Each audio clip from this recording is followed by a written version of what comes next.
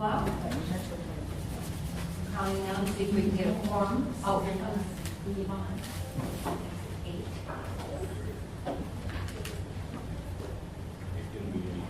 Oh, wait, okay. What do we need for quorum? Oh, guess we got a few minutes.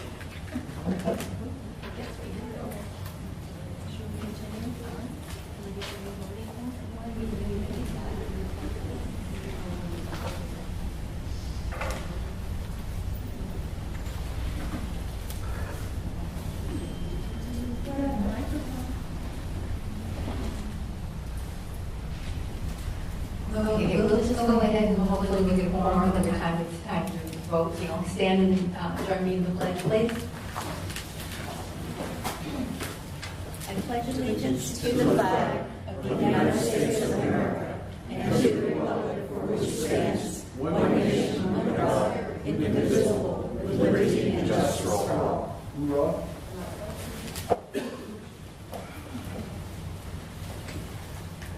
All right, public comments. Non-agenda items. Anyone wishing to make a comment on an item not on the agenda should complete a speaker card at the sign-in desk. For items on the agenda, please fill out a speaker card and you will be called on when the item is discussed. Comments are limited to 3 minutes. When you fill out your speaker card, please give it to Jesse here. Thank you very much. All right, we'll go with reports. Executive Director's report. Georgia. All right, thank you, Madam Chair. My director's report is on page 4. There's just a couple items I wanted to discuss with you. The very first program of the infrastructure bill is called the RAISE grants, and applications are due to USDOT April 14th, and the state of Florida will be supporting 3 RAISE grants this year. One of them is a rail safety project. It is a $45 million grant application that involves 7 counties from Miami all the way up to Cocoa. And this would be a regional project. You may call it a super regional project. FDOT has agreed to come up with the 20% non-federal match, with funding coming out of the Freight and Mobility Group from DOT Central Office. So FDOT has agreed to build it. This is hard infrastructure if the grant is awarded. So in the call with Brightline, just to kind of review what some of the improvements will be. One of the improvements is a roadway channelization, which consists of a raised median and or traffic delineators. As you know, some vehicles will actually go around into the other lane, around the gate, onto the tracks. So this median with the delineators will stop the vehicles from doing that. They're also proposing a section for fencing and native Florida landscaping. And this really would be used as a deterrent more for pedestrians.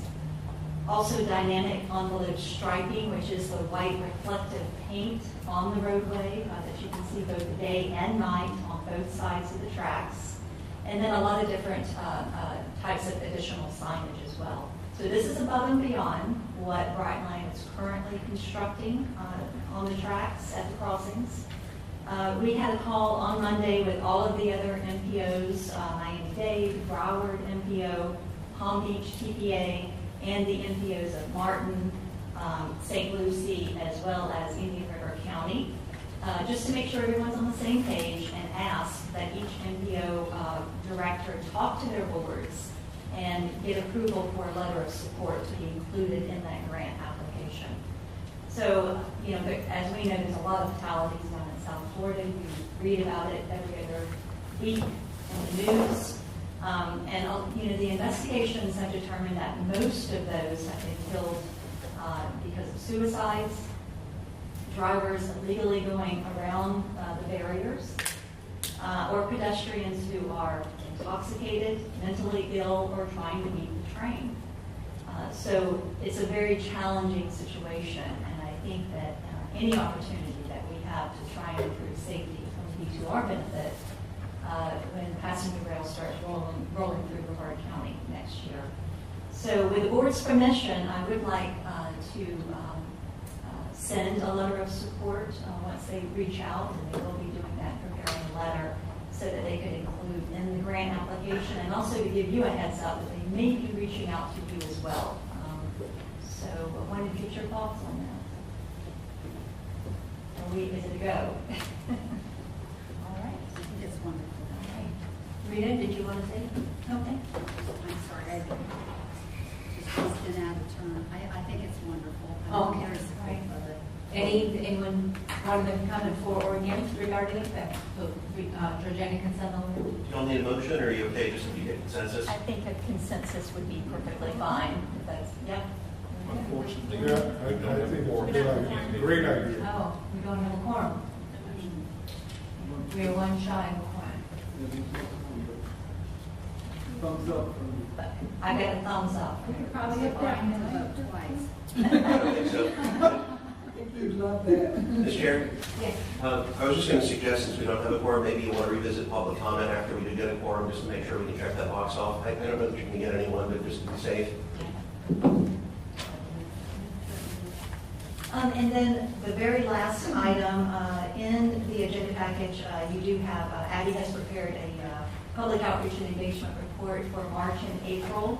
And also, if you remember, we partnered with the DOT for the installation of the in-road yellow lights along A1A at the existing 16 rectangular rapid flashing beacons.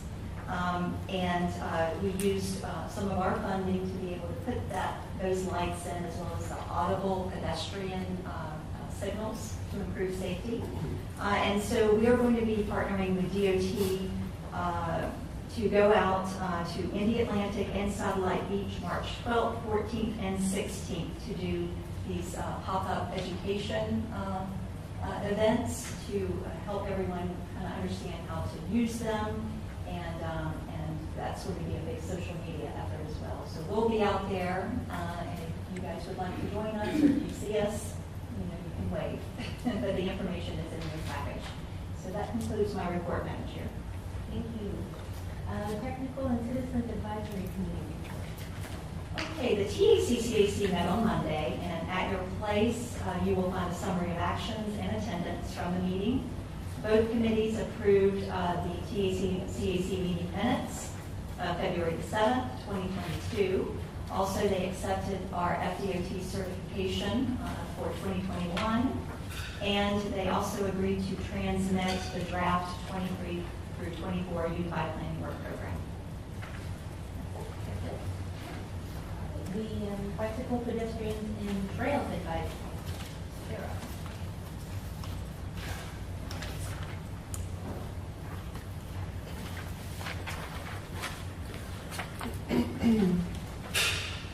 All right, good afternoon. I'm Sarah Crawl. I'm the Senior Transportation Planner. The BPAC met on January 31st, as I reported last month.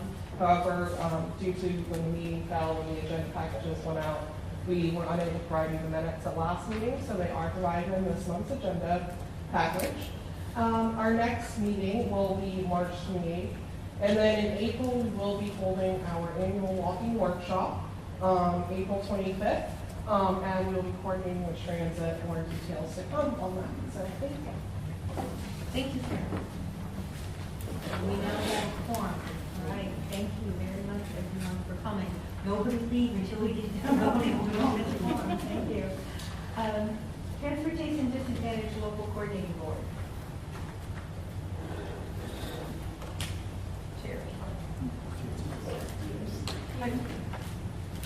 The Florida Department of Transportation. Sorry. Oh, yes, I already checked that out.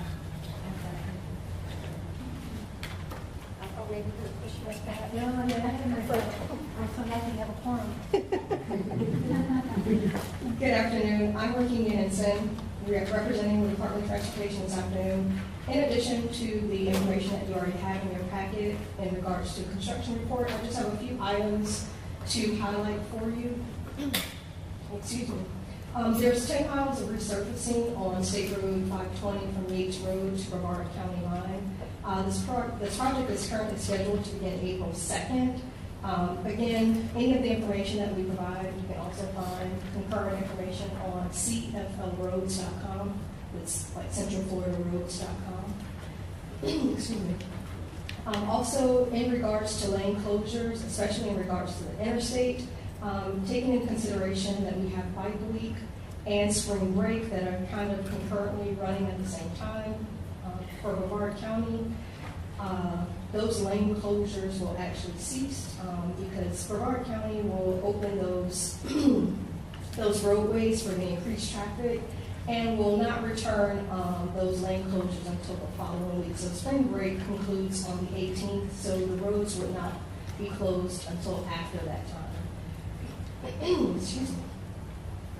And lastly, I have information for another project resurfacing from west of I-95 to Sarno Road and State Road 3, which is Courtney Parkway, resurfacing from State Road 528 to Kennedy Space Center Gate.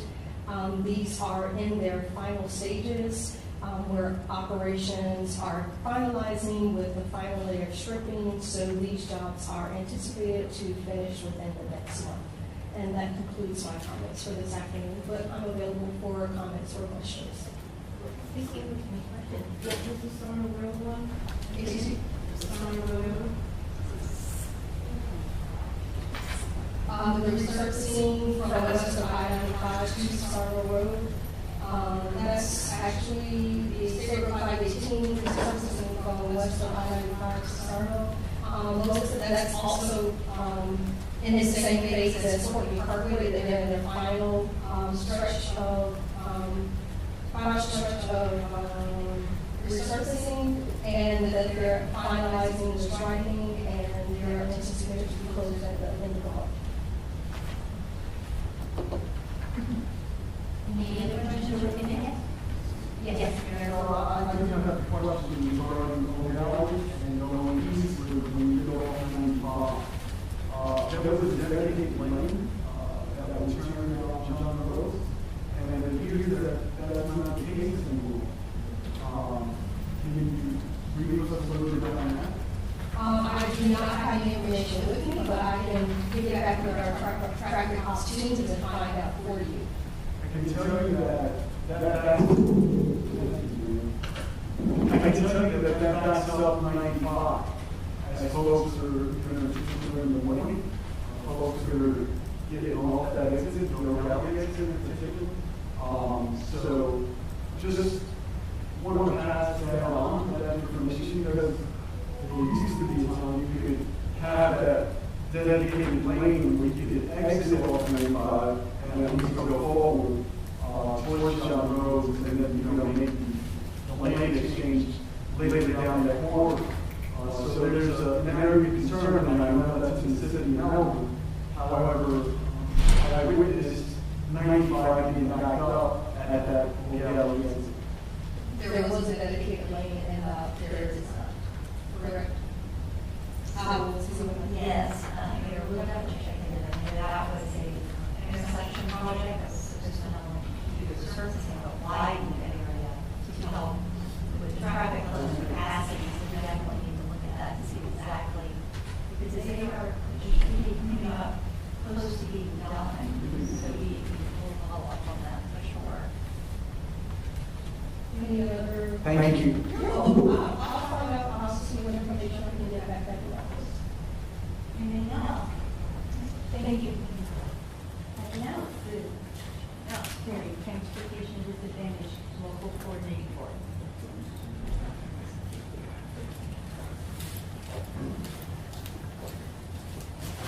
Good afternoon, everyone. Terry Jordan, State Solicitor of Transit. Reports on the local coordinating board, which met on February 28th of 22. As this is a quarterly meeting, the only action item for this meeting was the approval of the meeting minutes for the November 21 regular board meeting, which was done unanimously. Reports were given by staff, including the Community Transportation Coordinator's report, the team planning report, the performance court report. These are all reports that just show the level of service that we're providing for the transportation disadvantaged individuals. We also did the volunteers in motion report, and lastly, the transit director report, which was done by myself.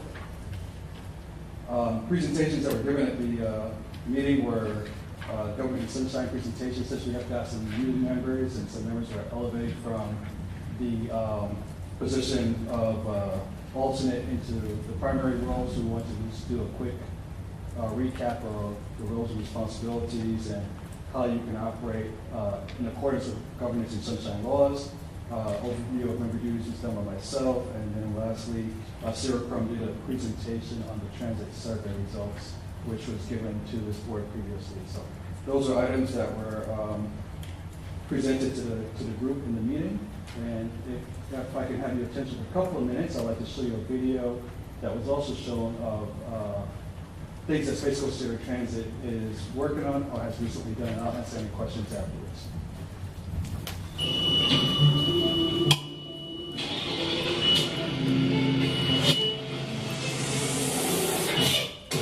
technology will forever change the way you ride Space Coast Area Transit.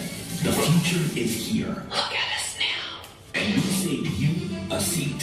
From hybrid vehicles to watching your bus travel in real time to solar compacting trash cans, innovation is our driving force. Look at us now. With 321transit.com and a new bus tracking app, riders can view a fixed route bus on its route in real time and get text notifications 5, 10, or 15 minutes prior to its arrival. It's easy to locate a route by name, address, area, location, or landmark. Personalize your ride by using the trip planner to navigate multiple stops and routes. Select bus shelters feature a solar compacting big belly trash can. A sensor notifies waste management when the trash can is full and ready to be picked up. This is just one of the many ways the overall transit experience has been improved. Look at us now. Contactless mobile ticketing, powered by Token Transit, makes it easy to purchase a bus pass on a smartphone. When boarding with an electric pass, no cash or contact is required. You can even purchase and send a pass to a friend, family member, coworker, or client. Some buses feature Quantum, an innovative solution that advances the safety and effectiveness of wheelchair passenger travel. Key benefits include the ease of either independent or assisted passenger securement and quicker boarding. This translates to less curb time and more road time. Once on board, riders enjoy free Wi-Fi throughout their trip. With 23 routes and over 1,100 bus stops, there are endless opportunities to get to where you need to go. In addition, all buses have bike racks and are wheelchair accessible. Look at us now. We're working hard to upgrade our fleet with environmentally conscious vehicles. New hybrid buses help eliminate noise and engine emissions, leaving a greener footprint. Public transit not only conserves energy, it efficiently connects workers with their jobs, links students with universities, and transports residents to hundreds of locations throughout Brevard. Beach trolleys help reduce traffic on A1A and are loved by tourists, residents, and hospitality workers alike. Whether you're a visitor or a local, getting to the beach, shopping, or dining is always more fun on the beach trolley. Look at us now. New paratransit vehicles provide increased fuel efficiency, safety, and comfort, helping to facilitate life-sustaining service for transportation disadvantaged passengers. In number of customers served, Space Coast Area Transit is one of the top 40 paratransit providers in the entire nation. Volunteers and motion drivers receive step-by-step directions from GPS-enabled vehicles to get their clients exactly where they need to go. This innovative volunteer-based program provides transportation for individuals unable to use other Space Coast Area Transit services. By providing rides to locations such as medical facilities, pharmacies, and grocery stores, Volunteers in Motion assist individuals who would otherwise be unable to live at home independently. Look at us now. Space Coast Area Transit's van pool provider, Commute with Enterprise, helps drive large-scale sustainability goals. Working closely with human resource departments to recruit and retain top talent, Commute with Enterprise rents vans to groups of 4 to 15 people. A fixed monthly cost covers the rent payment, maintenance, roadside assistance, and insurance. Van pooling saves money, gas, and valuable time.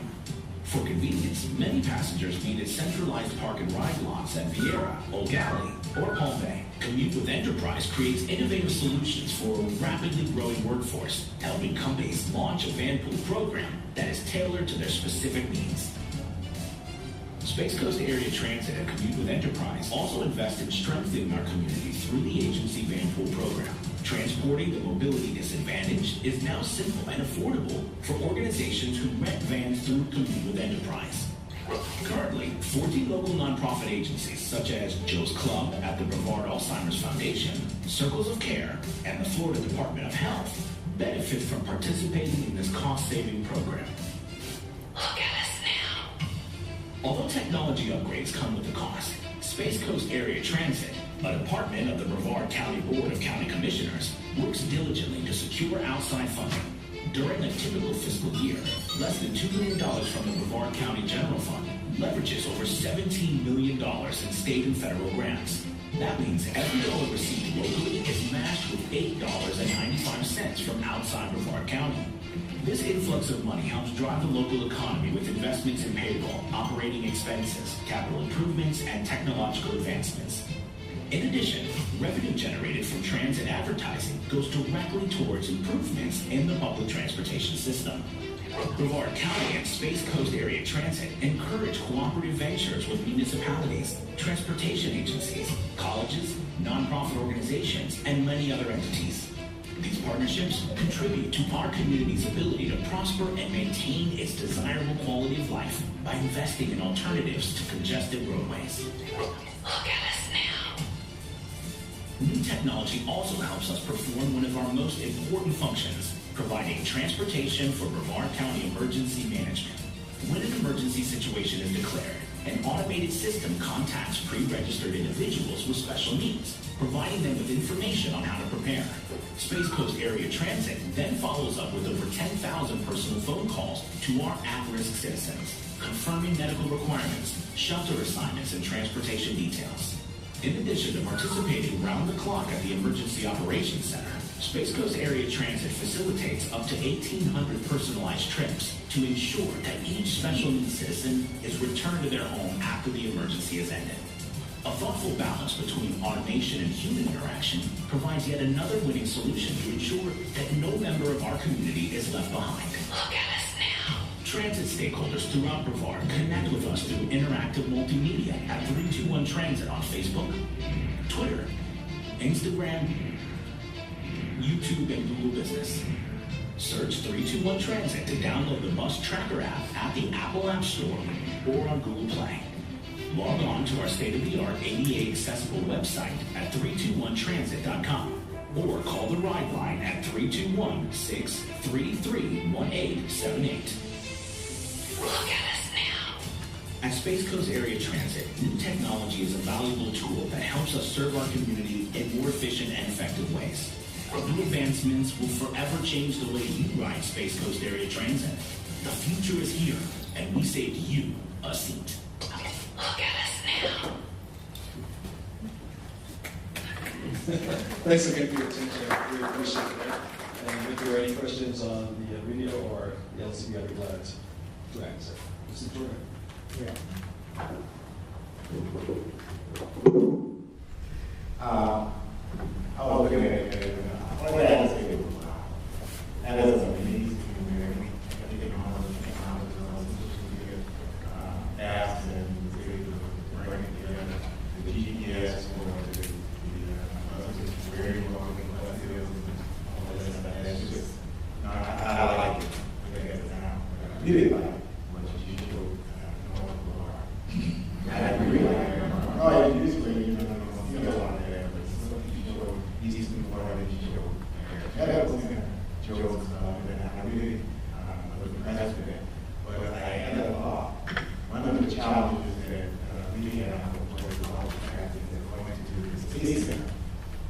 And it certainly would be nice if we had some places where all those thousands of cars that went to the city center, the workers themselves, who were going to SpaceX and Blue Origin, maybe there should be places outside of the beach there where they could actually park their cars and get some cars off of board. Looking at the type of clientele that you were showing on the video, I like it because it's the crossing of people that you're trying on. I sure would like to see that. Thank you very very much for the compliment as well. Of course, as mentioned, we have many departments, and we could list all our departments, but next again. But respond to your recommendation, one of the components of the video was to communicate with enterprise and moving programs. They go out and also work with rethinking the commute, try to get with employers. So you're not just bringing everybody to one location, you're removing potentially 15 vehicles off the roadway, you can hold individuals into one van that will move off the space in that area. So they'll be like somewhere like a Walmart parking lot that's somewhere in Palm Bay, and then drive all the way to the space, especially with, I don't know what to say, but today's gas prices are to find a lot of it, really see but thanks again for the suggestion. Mr. Lover and Ms. Mice. I'm just curious, I don't remember if it was in TPO that I heard this, but I heard this recently. They had a stat, it may have been here, where it showed essentially fatalities per mile traveled, and the buses, I think, were the lowest, or the second lowest, even when you figure in aircraft travel and cars and trains and all that stuff. Was that in the year? I think so. Kim, does that not sound familiar? And maybe it was a state system. Maybe it was. Yeah, I just thought that was interesting. I would intuitively figure that's the case, but it's nice to know. It's a state, this is a national airline. I can anecdotally speak about several recent accidents that our vehicles had where there have been rear-end collisions into the bus, and of course our passengers usually sustain any injuries that are very minor. Well, minor injuries as they vary. Thank you. Ms. Mice. Thank you. This is excellent. I agree with my counterpart here. Definitely, that was excellent. My note is that I did not, I just saw one reference to Melbourne, and that was the Melbourne Square Mall, which is closer to West Melbourne than it is in Melbourne, but it is in Melbourne. Just but honestly, so what are your hours of operation? Do you have any hours? Is it 8, 5, 4, 10, or what are the hours? So the primary service hours is the fixed route service operates between 7 a.m. and 9 p.m. However, we have service on the east side that goes all the way to practically midnight each night, Monday through Friday, and Saturday service, and it's at 11 p.m. on the east side and 7 p.m. within the Melbourne, Palm Bay, Titusville areas. And of course, all the areas in between. Okay, may I ask why we signed get extended hours versus the many restaurants and other facilities that we have on the mainland where, we may want to catch a bus versus driving our car. And a lot of people work after hours, beyond the 9 or 10 o'clock hours. So, and they either have to hitchhike or call their grandparents to pick them up. So, is that attainable, or is it just fixed now? So we answered the last part first, and as Sarah already presented in the last one of the biggest requests for service that was mentioned in the surveys by our passengers and potential passengers is the extended service hours and more frequent service. So that's something we continue to look at, but of course everything comes with funding aspects to it. So the need of pure funding is the biggest solicitation in providing more service. It is something that we always consider the volume of potential riders in any area that we can extend service or increase the frequency. So that's something we're looking at next part. The first question is why is beach up? Well, there's specific grants that we get called corporate grants that we apply to that area that allows us to operate those two routes, Route 9 and Route 4 that service the east side at later hours. And also, of course, one of the logical thinking part of myself, maybe just looking into that, I still think it's consistent, is the Hotel Association employees, hotel employees that were having these third shifts. That was our reason also having maintenance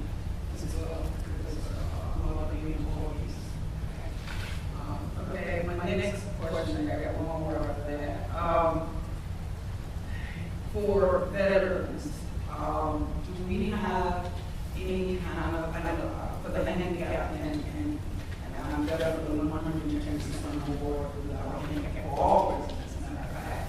But before our veterans are going to the VA or wherever they need to go, also to their appointments, do we have a 211 number or something that they can call if they need a ride?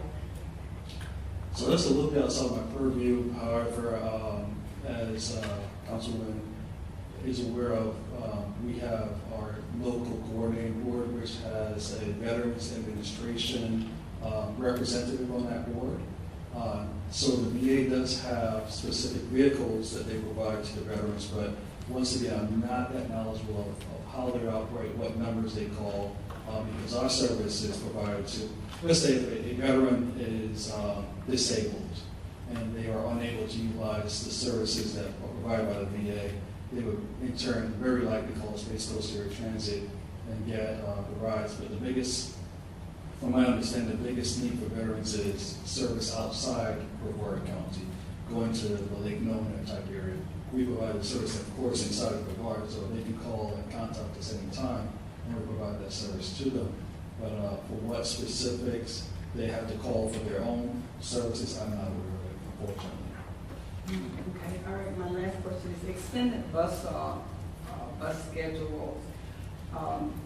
And I think you probably answered that in my previous one, but if we can entertain more of the extended hours, and also on the on the mainland, and constantly take care of our veterans with the $2.95 that the county commissioners have left, if they would entertain that, would be great. Okay, in the next budget. That's my story I'm speaking to. Thank you. Thank you, Council. Any other comments for Mr. George? Just Yes, a quick one. Lorraine. So do the solar composters, do we get those automatically when we get the shelter? We're still waiting for the shelters. Are they a part of the setup now? So there is really no automatic, I'll say that. So a part of what you saw on the video, the solar compacting big belly trash cans, was a collaboration between the Merritt Island Redevelopment Agency, everybody knows it as MIRA. We did a project with them where Space Coast Area Transit provided the costs and for the shelters and infrastructure, and MIRA then provided for the additional amenities, solar lighting, the trash cans and such.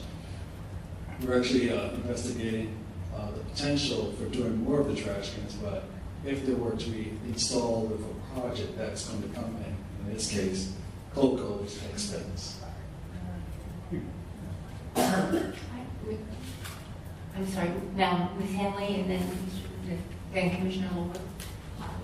Well, I asked for a trash can back in maybe October for one location, and it's March, and they still haven't gotten it. I bought just one trash can, and the people there put their own trash can. If you can remember it is, but I'm going to answer, it is a result of us. Here's the interesting thing. We just got the delivery of our trash cans this afternoon from an order that was placed, I don't even know how long ago myself. So we actually just had the trash cans delivered just because of backlog. So if you can remind me of the location, I'll tell you, Crowley and Sarna. Crowley and Sarna. Okay. Because the people there put their own trash can there, they put their own liners, and every so often the city picks them up and takes their trash can away. So I'd like to have a permanent one there. Yeah, we'll definitely have a trash can installed at that location as the shelter. Yes. That was a Melbourne shelter. We'll make sure the trash can's installed. And we have a contract with a vendor that provides the cleaning services, so we'll make sure that it is empty and kept as clean as we can. Okay, thank you. You're welcome. Mr. Logan, Commissioner Logan. I just want to throw out there, in relation to what Terry had mentioned and what Councilwoman Poss was talking about with the shelters and the big belly trash cans. I can tell you that I spoke with some of the folks on the MIRA board before they made the decision to go ahead with that. We had gotten a lot of complaints, in particular in Merritt Island, along the arterial roads. More so, I would say, State Road 520 than State Road 3. But we had folks coming in with pictures of trash just piled up because the existing trash cans that were there, you could say they weren't big enough, you could say that they weren't being collected often enough, but the bottom line was along that tourist corridor 520, as you go through Cocoa, you go through Barron Island, you get into Cocoa Beach. If you want to head up to Cape Canaveral, obviously you turn left. If you want to go to Cocoa Beach, you turn right. That area was very specifically targeted because of the volume of traffic and how visible it was. Obviously, you all in Cocoa have, and this is an old stat, but I think that US 1520 intersection has something like 80,000 cars that pass by it, so it's tremendously heavily trafficked. But I would suggest the cost for those big belly trash cans is a lot more than I think someone might intuitively guess if they don't have the experience in that field. I was shocked how much they are. And at first, Myra put in a smaller number of them, kind of as a guinea pig experiment to see how it would work and whether people would use them, whether trash would continue to pile up. It worked pretty well. So then they went ahead and put in additional big belly trash cans, but I'll just tell you they're thousands of dollars a piece just for the cans. There was some concern at the outset that the automatic notification to Waste Management might or might not be reliable. From what I've seen, it's been pretty reliable. I don't know that we've had any problems, at least that have risen to the commission level with respect to it, but I would just suggest if you're looking, you may want to start with a couple like Myra did in some of the arterial roads before you really plunk down and go full out with it. Thank you. Any other comments for Mr. Jordan? All right, saying no, thank you, Mr. Jordan. It was a very good presentation. Great video. All right, next item is your consent agenda. Georgiana, would you please read the consent agenda for the record? Yes, I will, Madam Chair. Approval of the governing board minutes of February 10th, 2022. Approval of the finance and budget, and that includes the fiscal year 22 UPWP deobligation amendment, so that our federal SU funds can roll forward into the new fiscal year and be available for planning projects.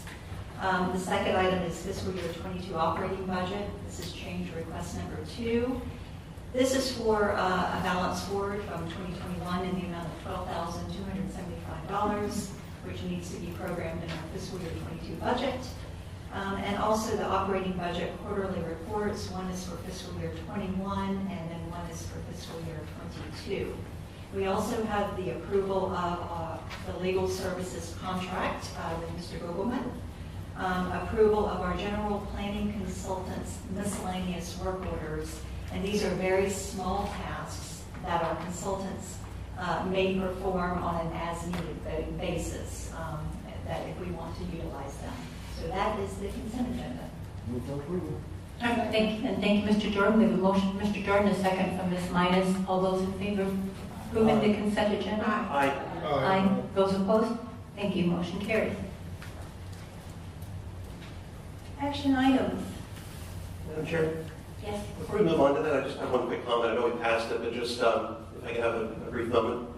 Yes, sir. I just wanted to thank Mr. Googleman. I looked at this prior to the meeting, and I noticed that the salary or the hourly rate that commences May 1st is the same as the current rate. So I appreciate that there wasn't any sort of a remarkable increase. I know a lot of costs have gone up, so I just wanted to express my appreciation for that. Thank you. Thank you. All right, we'll move on to the action items. It would be the acceptance of the 2021 Sdot certification for Kenya.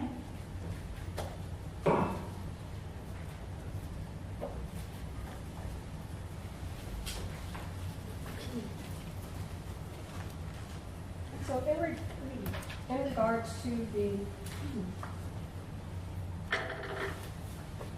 regards to the background, just a little information for the joint certification. Each year the district.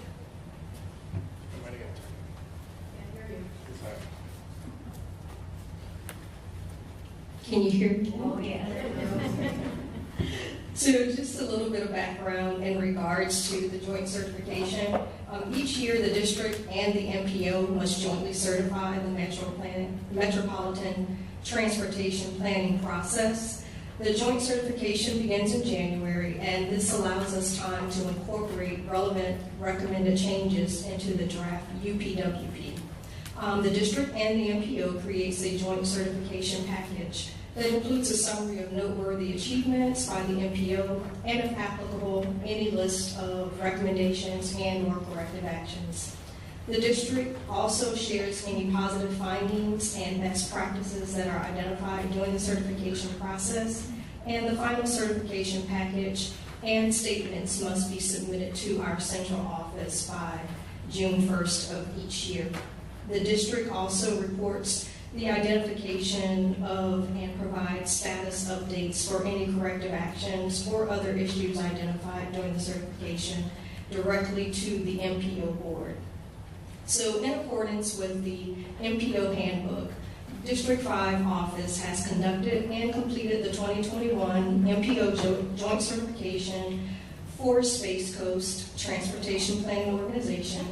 And you should have some information for this, to suffice for this, to support this, in your package of information.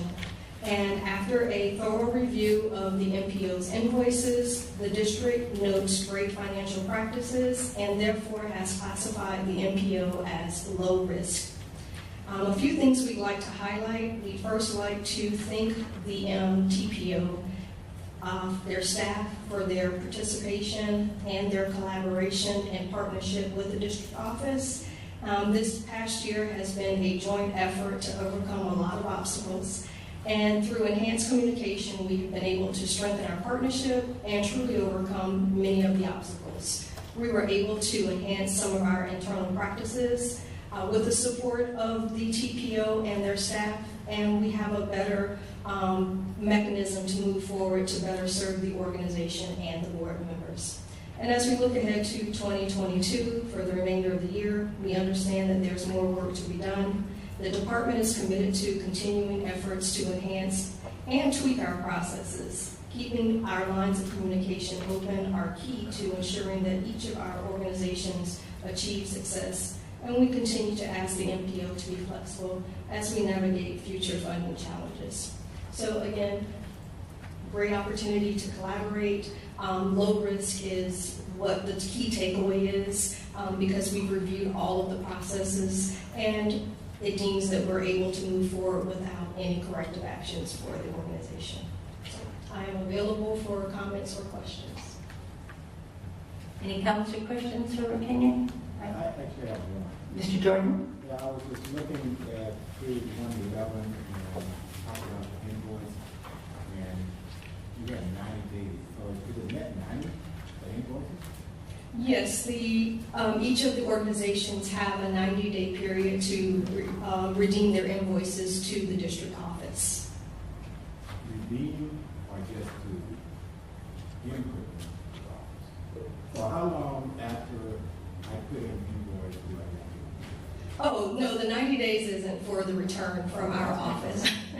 We have a 7-day window to be able to review those and either return it for corrections, ask for additional information, or submit to financial services for payment.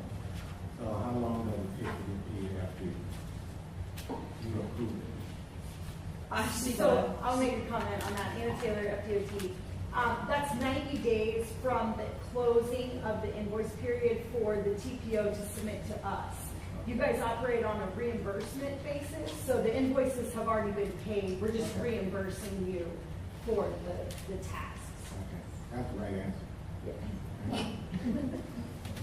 Any other questions? All right, thank you very much, Virginia. Very good report. Next is the 5B, Transmittal of Draft Fiscal Year 23-24 Unified Planning Work Program. Laura?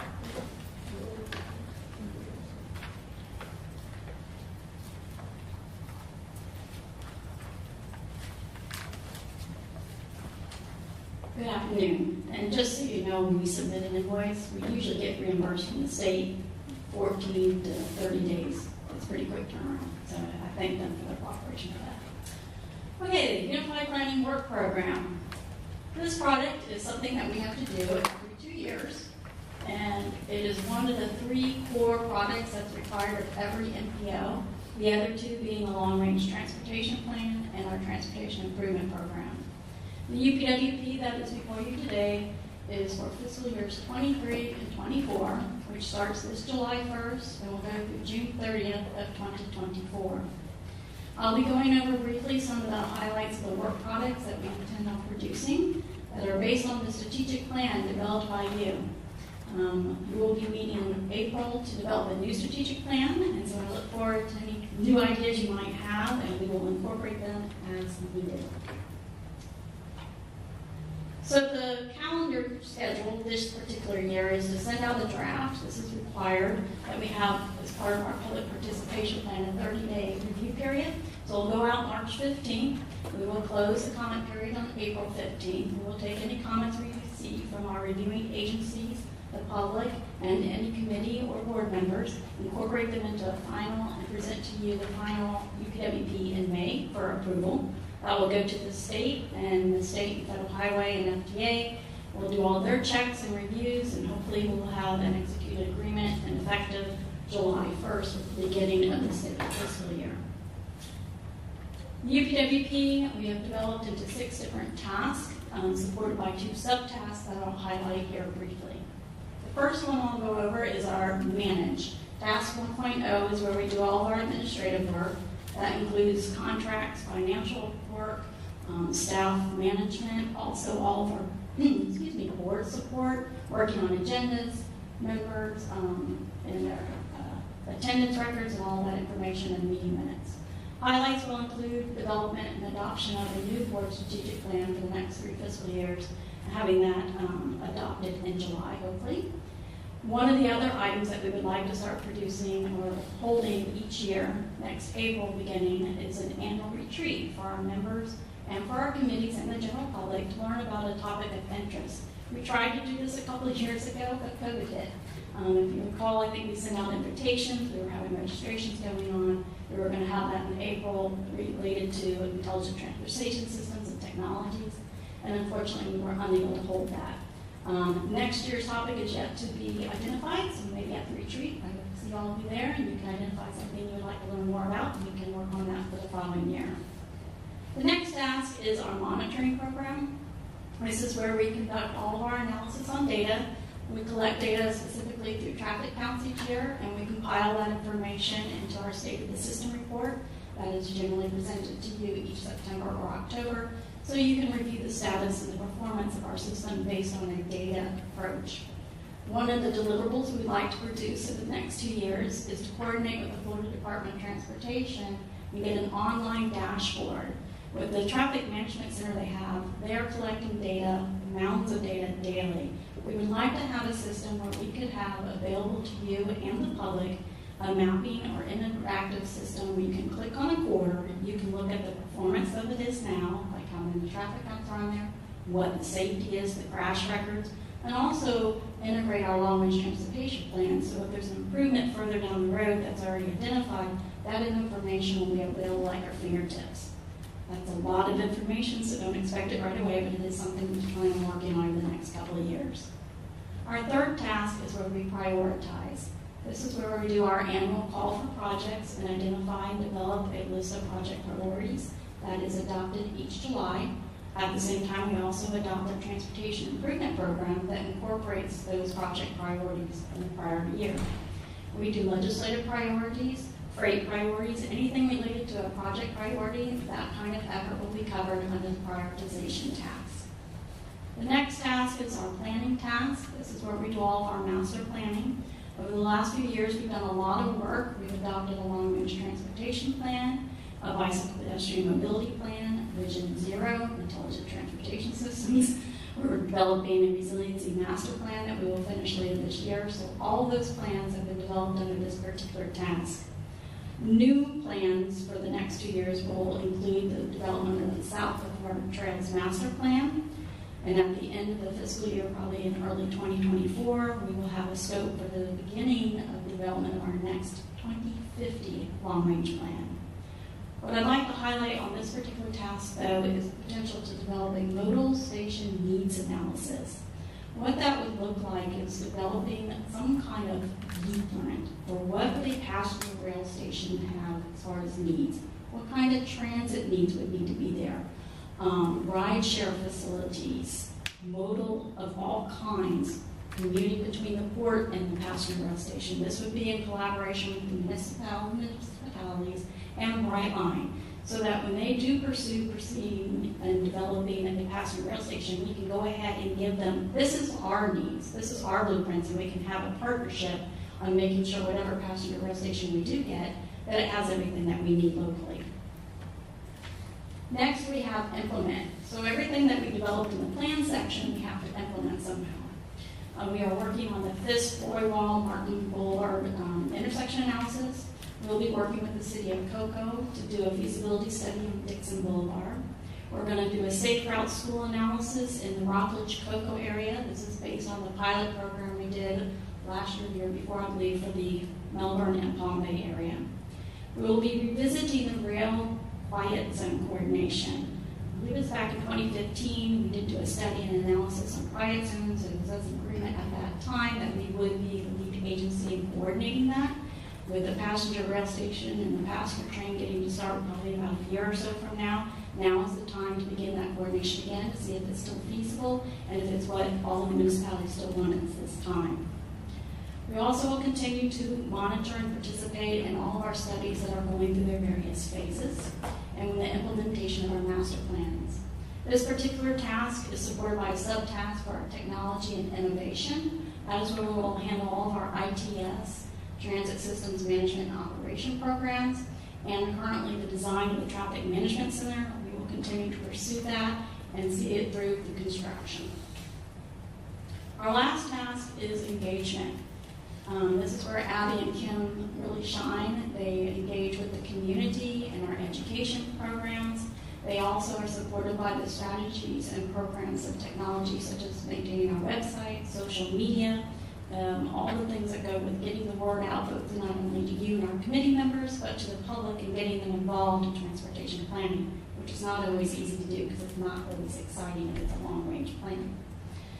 The work task that you will see later this year will be the public participation plan. It is due for an update that's done every 3 years, and will be brought to you by December of this year. Now to get to the budget part of it, where do the funds come for us to operate? We do have our planning funds and our Federal Transit Administration grant funds. One of the things that's going to be different this year is you'll see in fiscal year 23 and 24, the first line there, it says includes FTA, our Federal Transit Administration funds. The DOT has been working over the last few years to develop a consolidated planning grant, and what that means is they're combining our transit and planning funds into one grant, which will make it much more easy to administer, and so those funds are now combined. You do see a couple lines down below a Federal Transit Administration grant line for $200,000 in fiscal 23. That's for existing grants. We will finish those out. We are just now starting our fiscal year 22. We are estimating a carryover that will be in the new UPWP, but once that grant is completed, you will no longer see Federal Transit Administration on any of the quarterly reports that are submitted to you or any of our budgets. We do have a transportation disadvantage funds. They pass through us directly to Space Coast Area Transit, who is responsible for administrating that program. For our county support is directly related to the traffic count program. That is approximately a $60,000 program that I mentioned under Task 2, supports our state and system report, and that's a small portion of the funding needed to collect those counts. The expenditure side, you'll see that the salary and budget benefits is a little more in fiscal year 23 than 24. The reason for this is the bipartisan infrastructure law that was passed. It's a formula-based program. We have a larger population. Our base allocation did increase. That number wasn't known until very recently. Our fiscal year ends literally in like 3 months. So in order for us to receive the money, we would have to immediately turn around and deobligated it to put it in the next year. So the first year, you're going to see both current year, the next year's base increase, along with the FTA is also thrown in there. So that first year is a little bit higher than the second year. You add the two together because it's a 2-year program, the funds roll, it will meet our needs for salary and benefits. Consultants fluctuate based on the amount of projects we'll be doing, and all the other line items you see there stay consistent between the fiscal years. So So, in a nutshell, that's what we're looking forward to doing for you. Whatever you have seen that you like or dislike, let me know if there's something missing. Open public comment period will be open until April 15th. I'd be happy to receive any comments you may have. But I thank you very much. We're just looking for permission to transmit the draft. So moved. Second. Thank you. We have a motion by Mr. Jordan and a second by Councilman Minus. All those in favor? Aye. Those opposed? Thank you. Motion carries. Thank you, Laura. And Laura, I would just mention, if they would like to dig into the full UPWP, you can see that online, and it is a very interesting read, so it'd be good for you to look at that in the evening whenever you're resting. All right, item 5C, approval resolution 22-16, fiscal year 22-26, TIP amendment. Georgiana. All right, this is a housekeeping item. DOT has requested an amendment to 2 projects in our TIP. And the first one is the St. John's Heritage Parkway at Ellis Road. Really, this is the Ellis Road widening. And I do want to make a slight correction. I'm looking at page 134. This is the letter from DOT. The FM number, it should be 426905-4. So in the resolution, we have corrected that to reflect the current FM number. But this particular amendment is adding an environmental phase for $806,400. And then the next amendment is US 1 or State Road 5 from the Indian River County line to north of Goat Creek. This is a resurfacing project, a very expensive resurfacing, $13 million in fiscal year 2022. So we are requesting an amendment to our current TIP. So moved. Second. That will be roll call vote. Roll call vote. Yes, motion again by Mr. Jordan. In the second was who? Ms. Minus? Or was it? I guess we go into second. Okay. Minus, Jordan and Minus. Got it. All right, thank you. All right, all those in favor? Aye. Oh, sorry, I just said roll call. Roll call vote. I'll read the last names. Felix, Yes. Forrester, Forrester. Foster, Yes. Hanley, Aye. Jordan, Yes. Koss, Wilbur, Affirmative. Minus, Aye. Barton, Yes. Pritchett, Yes. Robinson, Yes. Willis, Yes. and Ms. Young. Aye. Did I leave anybody out? Thank you. Thank you very much. Next item. To item 6, Sebastian Bridge Project Development and Environmental Update. Beth Beam.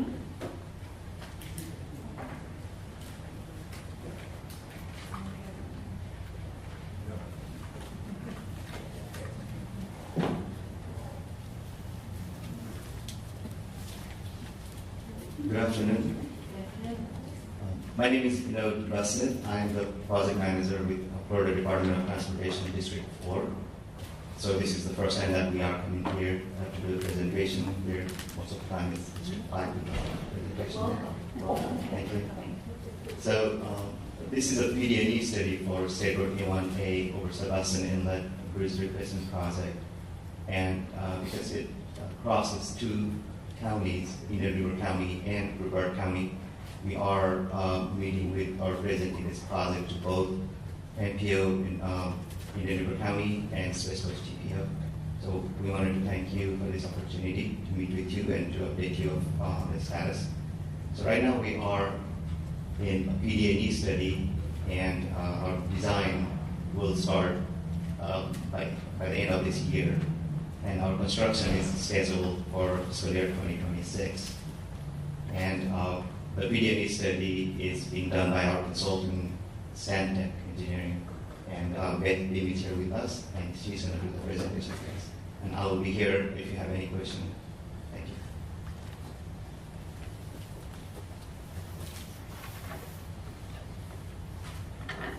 Thank you, Adam.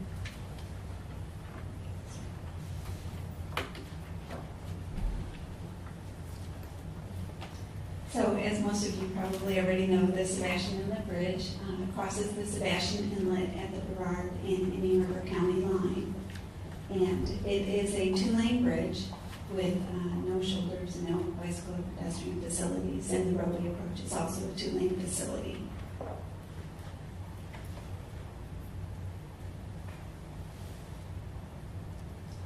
The Sebastian Inlet Bridge was constructed back in 1964. It is also known as the James H. Pruitt Memorial Bridge. It was retrofitted or repaired in 1978 and 2003. The bridge has a vertical clearance of 39 feet and a horizontal clearance between the bridge fenders of 150 feet, and the bridge deck is 34 feet 3 inches wide. There are observation and fishing piers that are also located underneath the existing bridge. As of November 2018, when the FDOT District 4 did their bridge inspection report following Hurricane Irma, the bridge was determined to be structurally deficient and had a low health index of 79.8. It's important to note that this does not mean that the bridge is unsafe. It just indicates that it's in need of repair or replacement. Because of the type of bridge that was constructed back in 1964, the bridge is eligible for the National Register of Historic Places under Criterion C for engineering.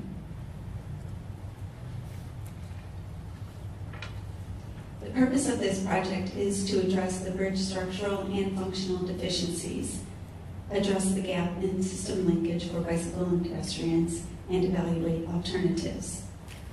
The need for the project is based on this November 2018 bridge inspection report that rated it structurally deficient. As for public involvement, we did have a public kickoff meeting for the project back in May of 2021, and we held an alternatives public workshop in January of 2022. We had a virtual public workshop on January 11th and a in-person public workshop on January 13th.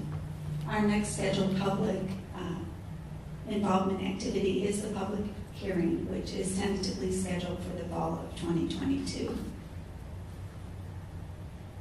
Back in 2019 and 2020, the District 4 did a feasibility study as part of the pre-work for this PD&E study, and they did a bicycle and pedestrian count at the bridge location over a 4-day period. And it showed 231 bicyclists went over the bridge and 5 pedestrians. And this is important because the bridge does not have adequate bicycle and pedestrian facilities. So there really is that need to close the gap in those facilities. This is the PD&E study, which begins with data collection and moves through concept development, environmental and engineering studies, alternatives refinement, and then completion of the PD&E study with the public hearing and documentation.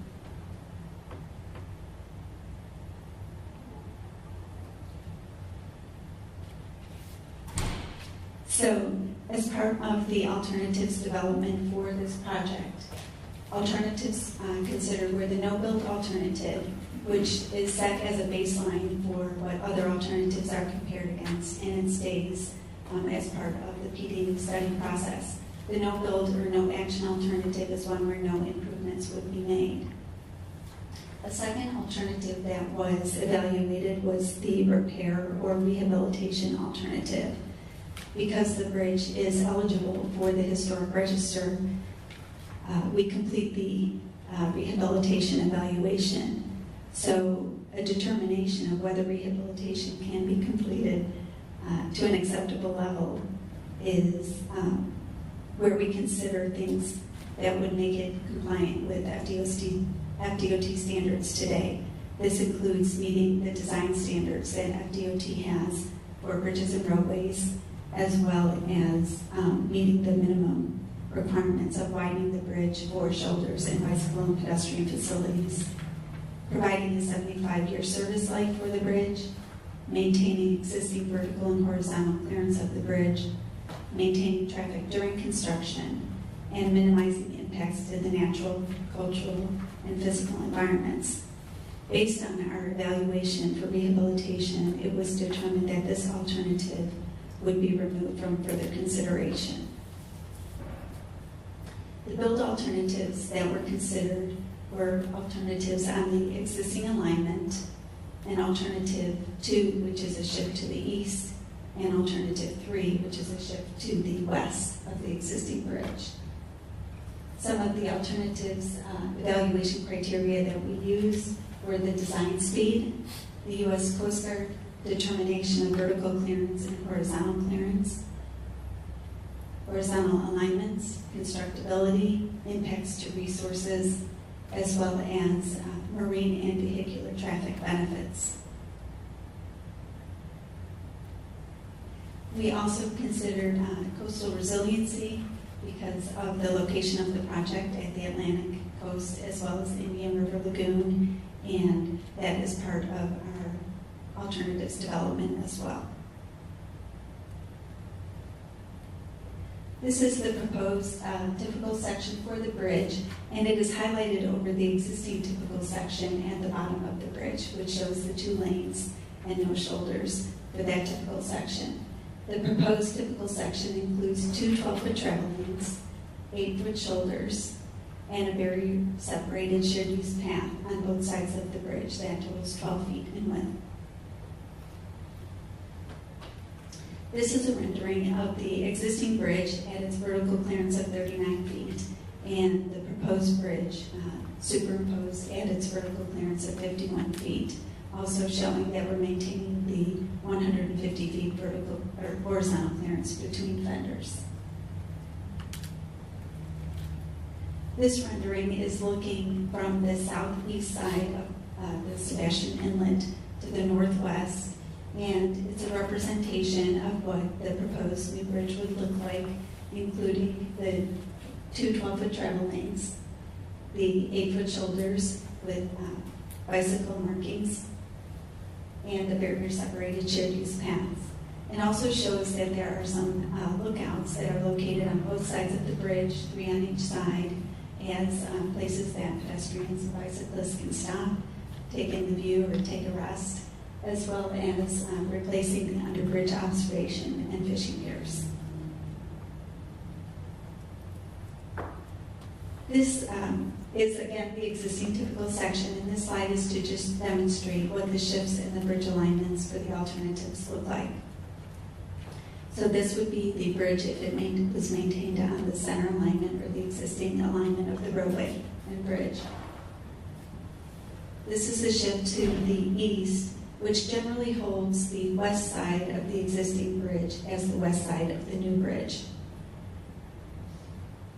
And this would be for alternative 3, a shift to the west, which holds the east side, roughly, of the existing bridge as the east side of the new bridge.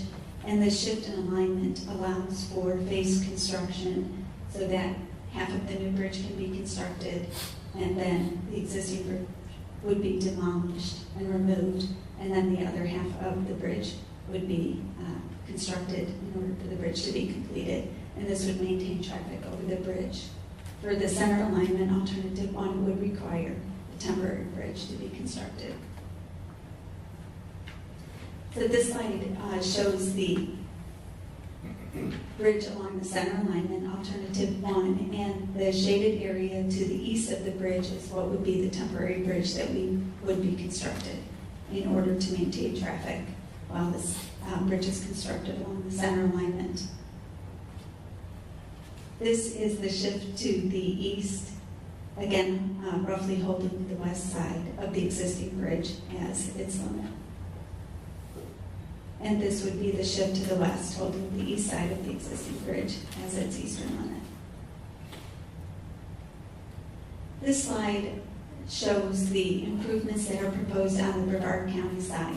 There's a similar slide that is shown for the Indian River side as well. And what you see here is a relocation or realignment of the Sebastian Inlet District Access Road, which is south of the park entrance. There are some improvements at the park entrance, which include a right turn lane out and an extended right turn lane into the park. The shared use paths on both sides of the roadway, as well as a crosswalk at the park entrance to go from the east side to the west side along the shared use path. Again, thank you for allowing us to present to you today, and we're here for any questions. Any questions? Yes, Commissioner Mulber. You can call me anything you want. Okay. On the third slide that you had, I don't know if you want to go back there or not. Sure. The very, I think it said 3 on the top right. Okay. That helps. Or, there you go. Nope. this one? Yes, ma'am. Okay, Okay, so where it says structurally deficient but not unsafe, correct. help me understand what structurally deficient means, if you would, please. I sure can. Do my best to do that again. I promise to do better than I've done on it. So when the FDOT inspects its bridges, they're inspected based on the Federal Highway Administration National Bridge elements, which are part of the bridge rating system. And they're a combination, of different criteria. As far as for it being structurally deficient, it rates the superstructure, the top side of the bridge, the substructure, the underside of the bridge, as well as if there were any culverts, which this bridge does not have, and the bridge deck. So one of those criteria, if they're rated at a 4 or below, that indicates that the bridge is structurally deficient. So it doesn't indicate that it's unsafe, it's just saying that this component is not acceptable, and based on the National Bridge Inspection Rating System, it's targeted for repair or replacement. So if I could ask a follow-up? Please.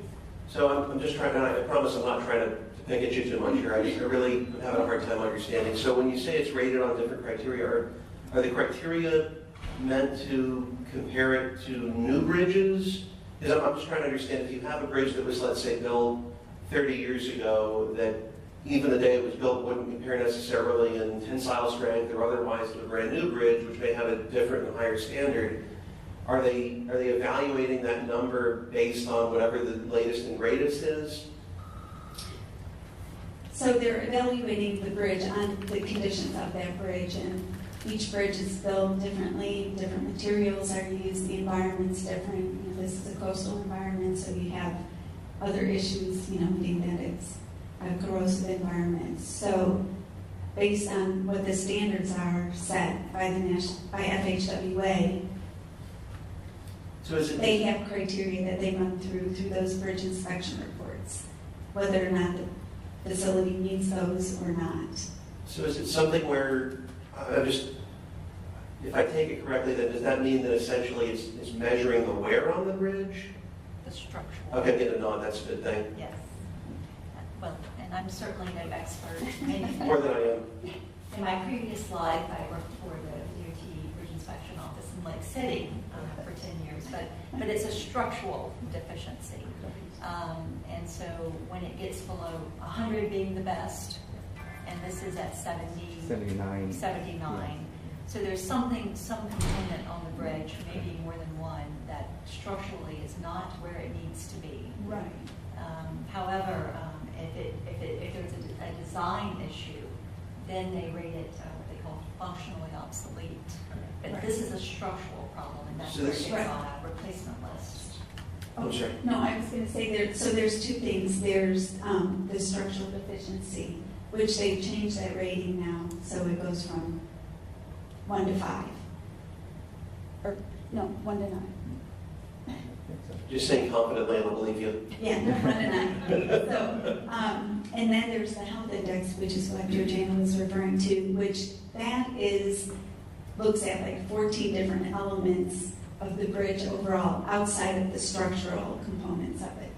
And so you have the structural deficiency rating, and you have the bridge health index rating. So sometimes one is high and one is low, or both are low, or both are high. So it really depends overall. And the functional deficiency is the roadway itself. itself, like 2 lanes, no shoulders. So it's functionally deficient, meaning that it doesn't meet FDOT design standards today. Okay, I think I understand, and it's actually starting to remind me of a bridge that we have here locally that's not remotely the same span or scope of this, where we had an issue with a culvert that ran through it, or under it, I should say, with corrosion problems where it's safe to travel over it, but it's not as strong as it initially was. And I think maybe that's, now that I have something else in mind that sounds like it's similar, I think I understand it a little better. Okay. Thanks. Sure. All right, any other questions? Move on. Perhaps a stupid question, but on the slide that looked at the different proposals for the bridge alignments, where the current one is much, much more narrow, and then you have 3 different iterations. You have the center, you have the east, and you have the west. Why exactly are those being proposed? Why would it not be the center by default? Is there a reason for that I'm not seeing? Or what's the reasoning behind having those other 2 options? So, as part of the PD&E study and part of the NEPA process, which is the National Environmental Policy Act, which we have to comply with, as well as other federal laws, regulations, or funding, we have to evaluate alternatives in order to identify what would be the best alternative based on not only cost, but impacts to the environment, impacts to the traveling public, a multitude of criteria, which I wanted to say, if you visit the project website, which is fdot.gov/projects/Sebastian Inlet Bridge, there's information from the Alternatives Public Workshop that it goes beyond this presentation. There's exhibits there. There's a video recording of that presentation, which goes into a little more detail, which explains those processes that we do have to follow. Thank you. Much appreciated. Sure. Thank you. Thank you very much for the Okay, thank you. presentation. Thank you. All right, next item B. It's our State Road 401 Bridge Project Development and Environmental Update. Mary McGee. Thank you.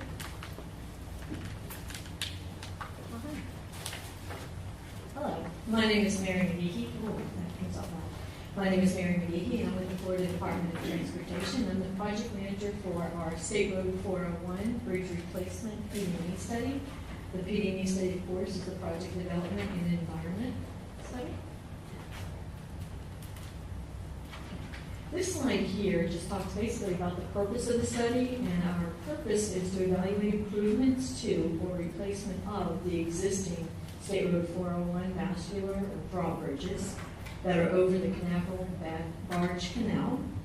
The limits for our PD&E study were along State Road 401, starting at State Road, the 528 interchange, and to approximately 600 feet north of the Canaveral Barge Canal. So we're right there just on State Road 401. The purpose and need of the study was to address access, future mobility, congestion, safety needs of this bridge, as well as improve system linkage and modal interrelationships by providing strategic access to our national assets there. Before I go into the actual alternatives that we looked at, I wanted to let you know there's a couple things that are common to all of our alternatives. One being, all of them have been developed along the State Road 401 limited access facility. So we have no pedestrian traffic or sidewalks proposed along these bridges. And that's basically because of safety concern that we were working with. And then for all 3 of the alternatives, they're all going to tie into the existing roadway on the north of State Road 528, interchange ramps, and then stay away from the overpass ramp where the cruise lines go into. Those were our limits of the project. Oh, it's such too fast. I apologize. I must have pushed back further than I had proposed. There we go. I apologize for that.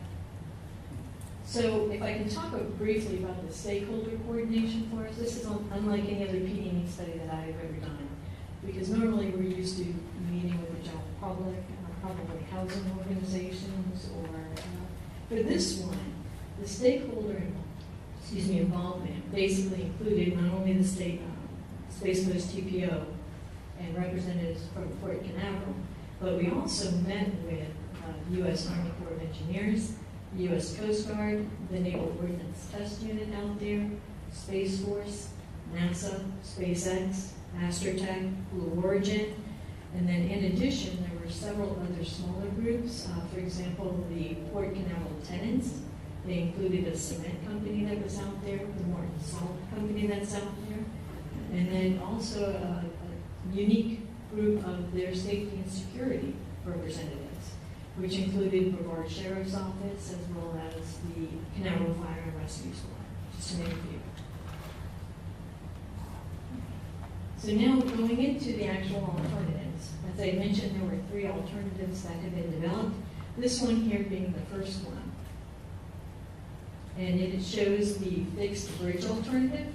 It features 2 high-level fixed bridges that will each have 3 12-foot wide travel lanes in each direction with 10-foot wide shoulders both inside and outside. The fixed bridge alternative will have a 45-mile-an-hour posted speed limit. And for this alternative, some embankment would be required at 528 ramps because the proposed bridge would be a little bit higher than the existing structure that's out there now. During the construction, a segment of Mullet Road, which goes underneath the bridge, would be temporarily closed. However, access would be provided. I'm not touching anything. Sorry, apparently there's automatic transitions, so I'm not going to put on the slides. Okay, well, this is the, I apologize. Ahead of it, I apologize. I haven't been touching anything, and it's moving along. Okay, keep going? Keep going. It would be easier if I could see the slide I'm talking about, make sure I'm on the right one, but I don't know what's happening with that one. That might be a little easier. There we go. I apologize for that, but I promise I'm not touching it. It's moving all by itself. It is, but I'm trying to keep it on the field. Thanks, Sarah. I appreciate it. Okay, so this is the first bridge slide, and we have talked about that one. So I'm going to go to the second one. This shows a rendition of it as well.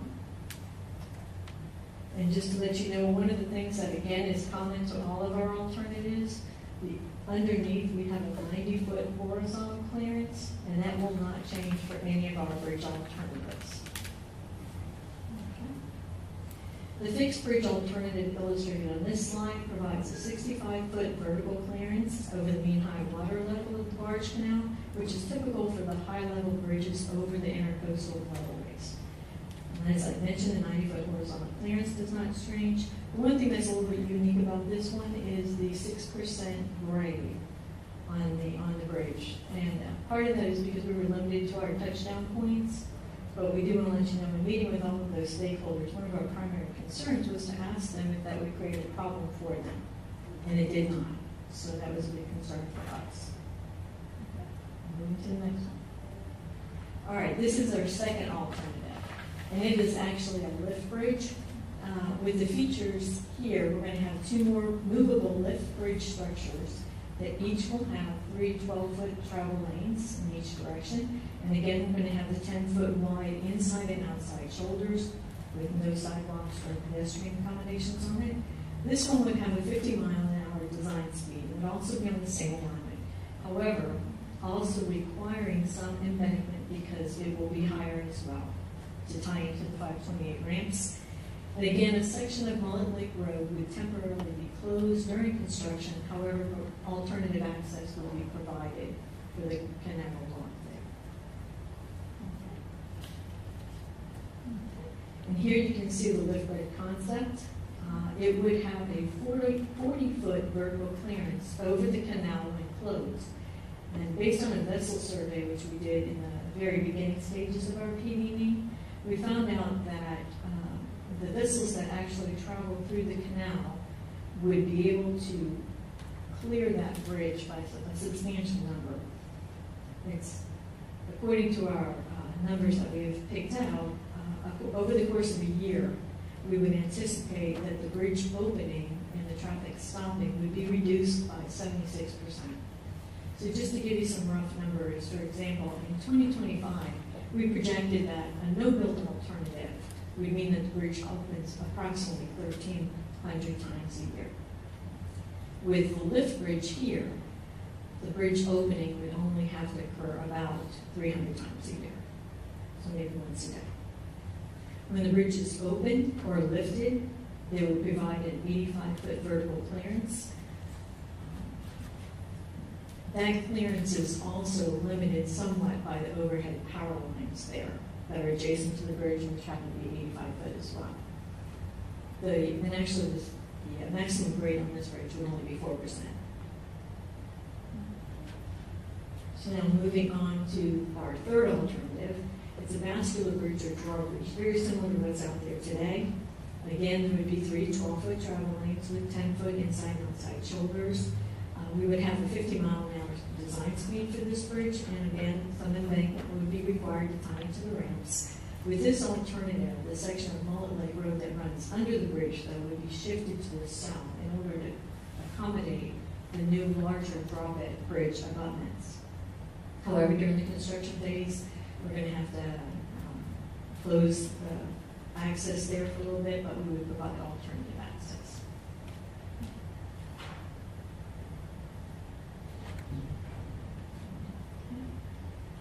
Okay, and as you can see here, we have 2 mid-level drawbridges that are 40-foot vertical clearance over the canal.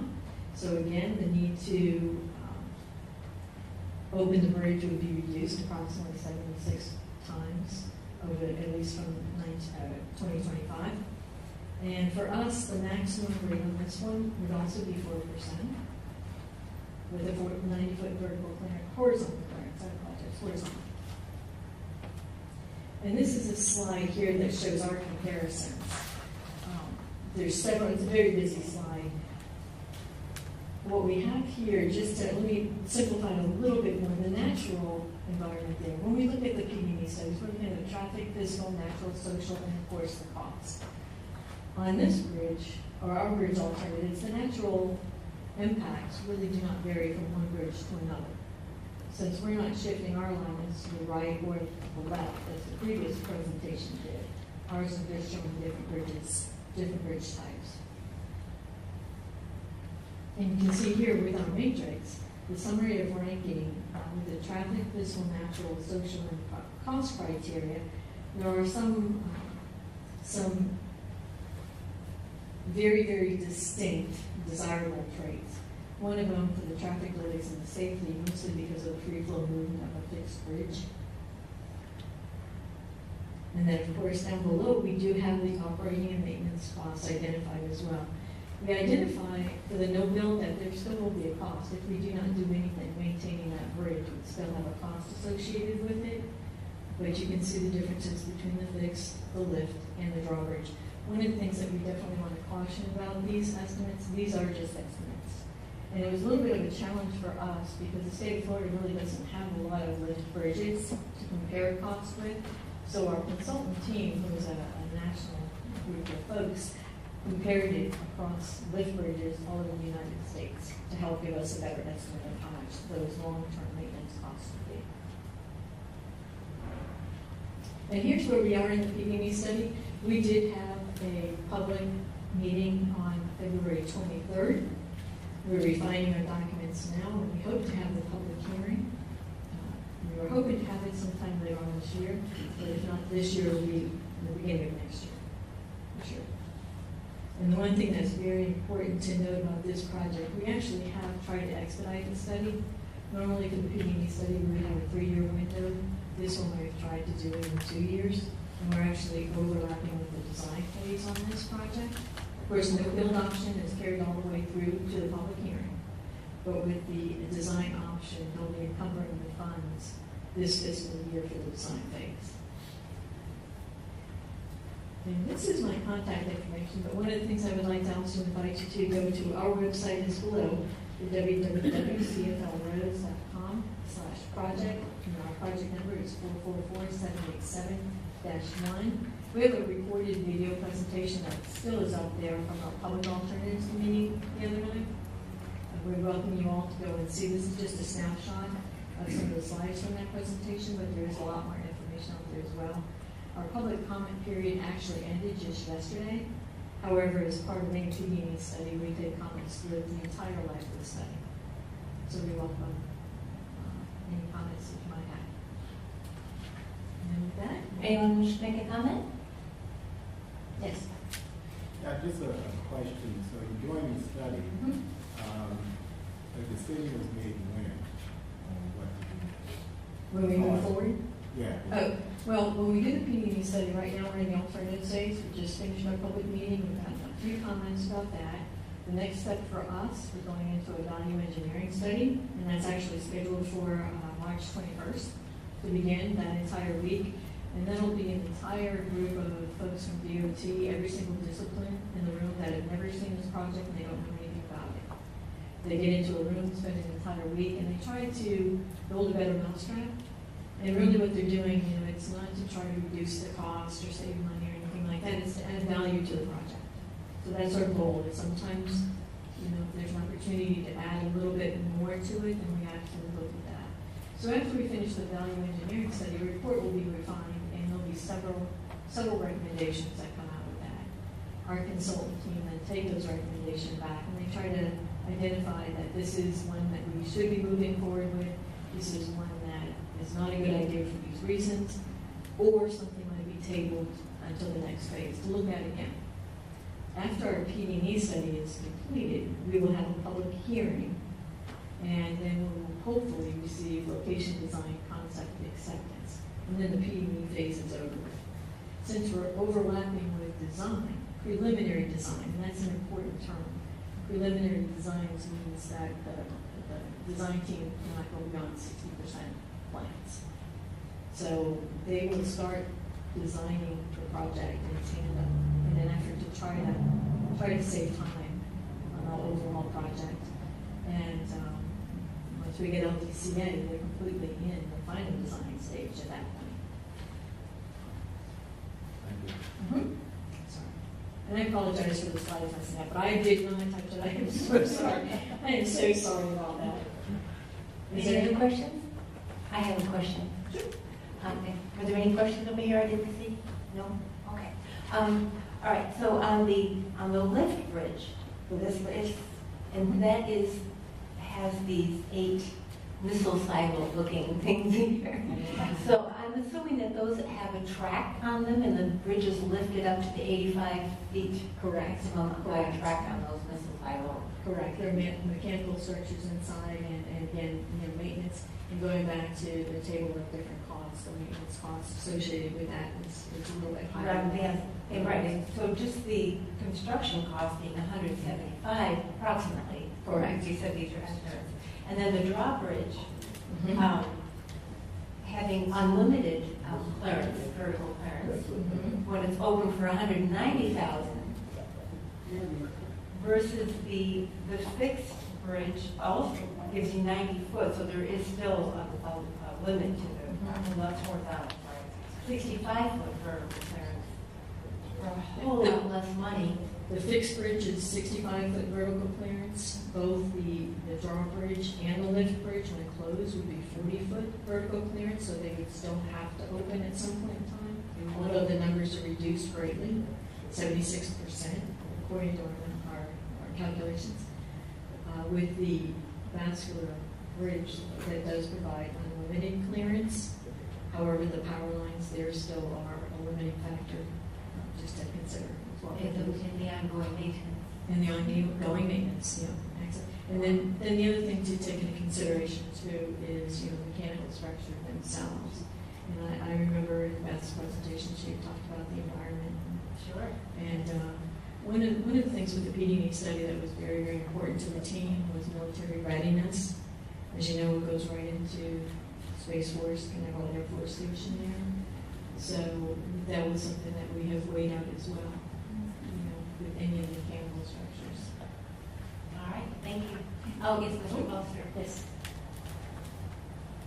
I look at the lift bridge, are we expecting a lot of big ships to go through there, or? Well, you know, I mean, why are we considering the people that we have surveyed at this time You know, that would satisfy their needs today. That would satisfy the needs today. But we do have two alternatives, again, the vascular and the lift bridge, in case there were higher loads, boats with large mast arms that go through, things like that. But boats are going through there right now, right? They are, and right now, like I said, in 2025, we anticipate reaching 100 times that bridge would open that year, just with the clearance that we have available at this time. 100 times we Pardon? You said 100 times we would lift the bridge. In 2025, if we did nothing, we would have to open 1,300 times in a year, 1,300. That's our estimated number. By having a 40-foot vertical clearance, we would only have to open it approximately 300 times a year. So we still have to open for the larger vessels, but we would be able to not have to open it as many times. I'm just surprised, shocked that we got that many vessels coming through there. We did, that was one of the things right out of the PDE study, the first thing we did was the vessel surveying. Right. And it was to gather all the data from the bridge tenders logs to find out not only how many times it was opening, but what type of vessels, what type of boats were going underneath. And that's where the difference came between what's existing out there now. Is a 30-foot vertical clearance, the appropriate clearance, with a 40-foot vertical clearance, and that's where the 40-foot came from. So it's a cost to open this bridge, right? A cost to open the bridge, you mean, as far as the maintenance fees on it, or are you talking about having actually physically? Yeah. There is a bridge tender that's out there right now, and I believe he's there for 16 hours a day. Is that correct, right now? Yeah, 16 hours a day. So who pays that cost? Is the shipper is coming through the bridge, or It would be taxpayers.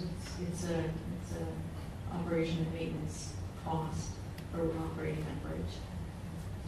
so my ship, DOT owns it, correct, thank you, George. DOT owns it. Yes. So my It ship is. can go through, and I'm not paying anything for the operation any night or day I'm coming through. Okay, I learned something there. Thank you. So how much vertical clearance is needed to get the largest ships through there? You said there's 45 on choices B and C. So how much vertical? Well, it depends on how large your ship is. There are some with extremely large mast arms. But right now, if we had a 40-foot vertical clearance, a majority of the ships would be able to go out through there. But you would still have to have a bridge tender for those larger boats. Well, but the 65-foot vertical clearance on the fixed bridge then appears to have enough vertical clearance to accommodate it not that double. And that's It's a whole lot less money.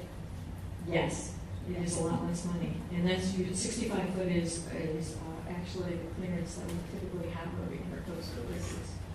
So we already would have 90-foot horizontal and 65-foot vertical, large enough to accommodate even the larger ships that we have. Why are we even having a choice B and C? Well, it's like anything else. We look at different alternatives, various alternatives.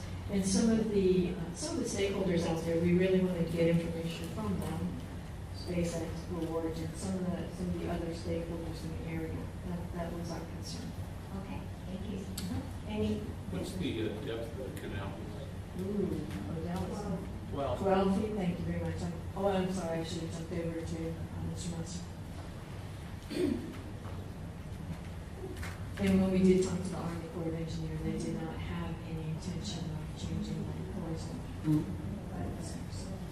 I just wanted to mention, Mary was the DOT project manager for the NASA Causeway bridge replacement. That was a great project. And so she has been through it, and she has a lot of experience in dealing with all the federal agencies, and you delivered it. And so we have the best person working on this project. Thank you very much. But I'll tell you what, this is a very unique area down here. This is not like any other DOT projects that I have ever worked on. If you go up to some of our other counties, you have a unique work similar to our NASA friends, completely different stakeholder concerns.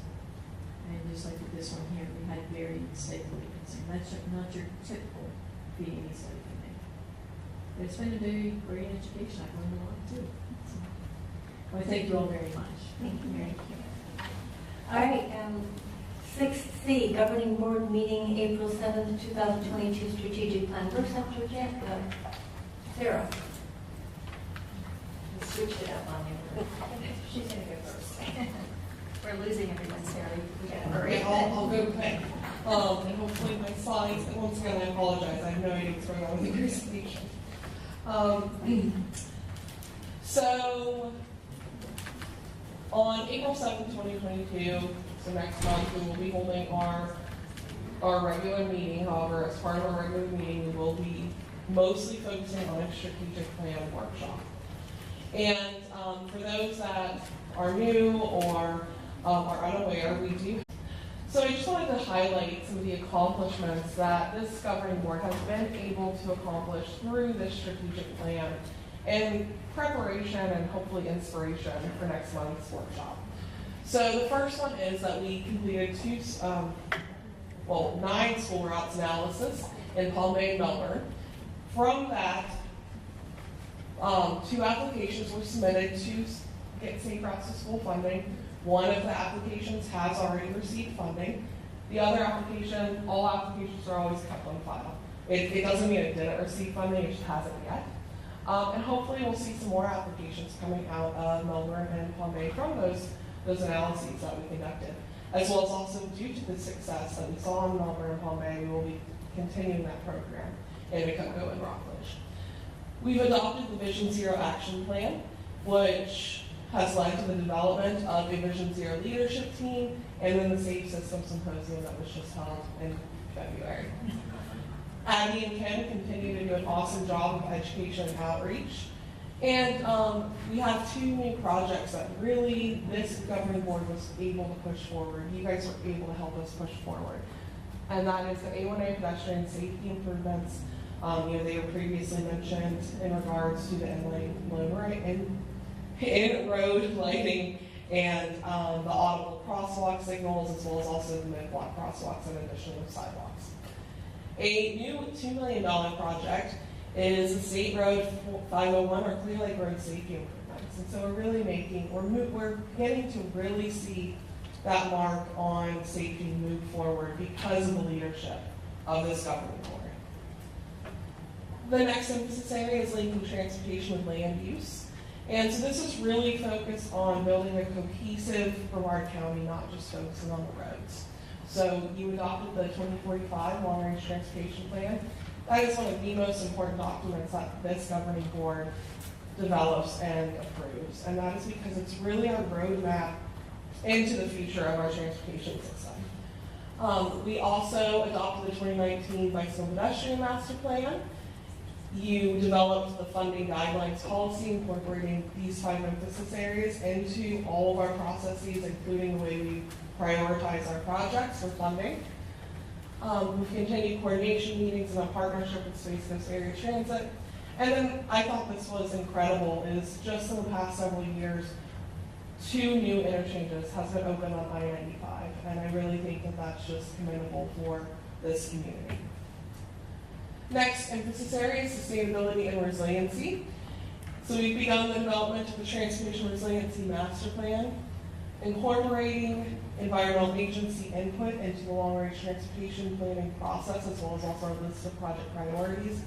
And I think that one of the largest things that you were able to accomplish is that you went through the process of years of State Road 528 discussion and really showed your leadership in both resiliency and sea level rise through the decisions and conversations that this governing board had. And so I think that it's just incredible what you were able to accomplish as far as resiliency. Next is innovation. So this governing board approves $225,000 a year to Brevard County traffic operations. That really helps keep all of our traffic light systems, ITS systems running and moving forward. Also, as previously mentioned during the PWP, is that you've been able to help move the Transportation Management Center from an idea into an actual design. And also, furthermore, been able to help coordinate the funding with state and local funding of over $10 million for the construction of that building. We also went through the annual traffic data collection, and you adopted the Intelligent Transportation System plan that will take our transportation systems into the future as far as technology goes. Finally, leadership is the last emphasis areas. You were able to help us move forward and continue through a very rough time of virtual meetings and working from home and really just keeping us pushing forward through the global pandemic. Through attending meetings virtually, as well as also attending public meetings and advocating for transportation support in Broward County.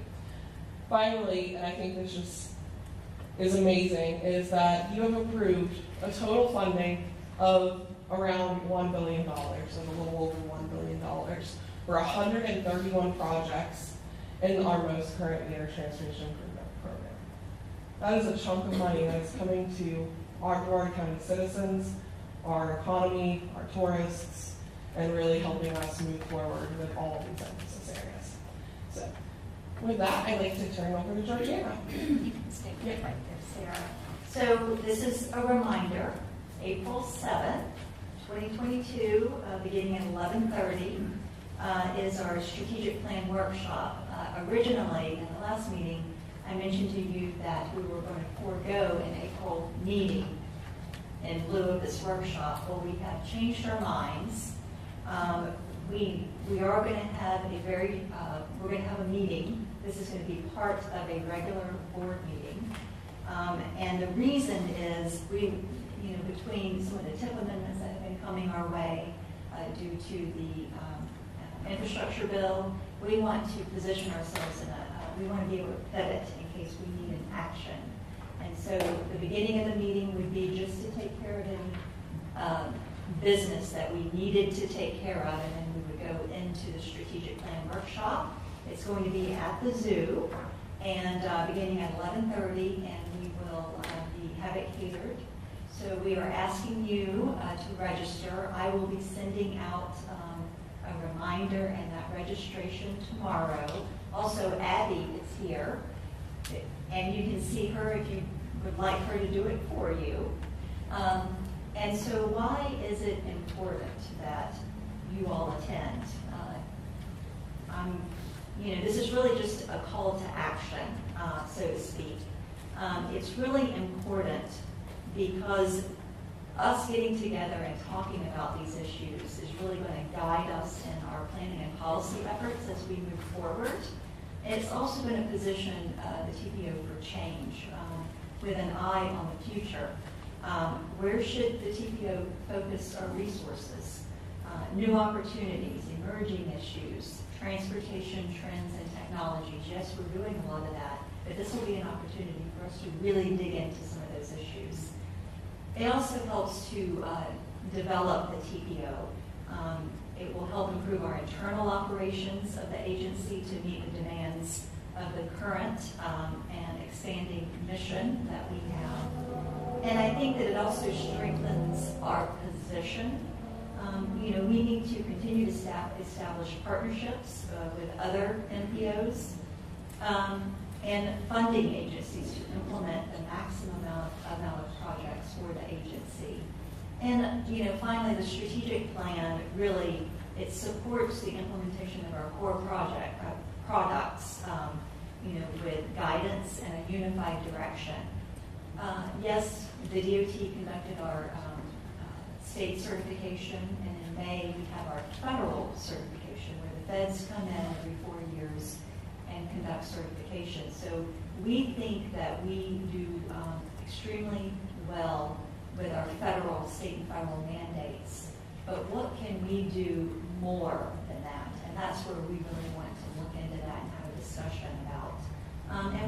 It also helps develop funding and business plans and develop programs that's going to implement our vision and our mission here at the TPO. So we know you all are so busy and you have jobs, but we are asking that you would please attend our meeting, and I'll track you down if you don't register. But I will send out a reminder tomorrow, and if you can, we would really appreciate you being there. I know Mr. Goodwin is going to attend, We have several DOT partners and our 2 consultants will be attending, including our new consultant. So again, thank you for your time. Did I miss anything, Sarah? Reminder, please. I just wanted to say, if you plan on coming to the April 7th, I'm going to ask you on your way out, and I can just register for you and go right to your email.